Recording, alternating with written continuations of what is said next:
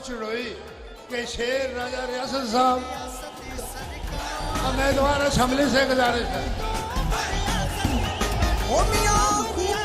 बिस्मिल्लाहिर्रहमानिर्रहीम। बिस्मिल्लाहिर्रहमानिर्रहीम।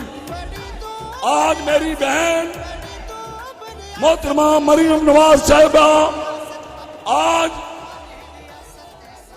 यहाँ कश्मीरियों के पास तशरीफ लाई है।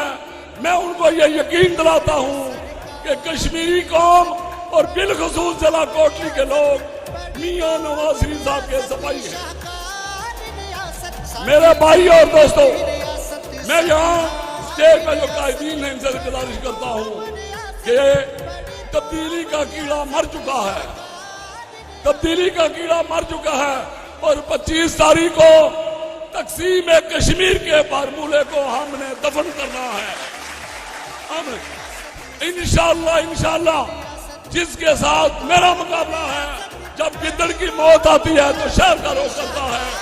इंशाअल्लाह ये बात आप सब राजा रियासत साहब के बाद हल्का 6 फेरेटा और नौजवानों के दिलों की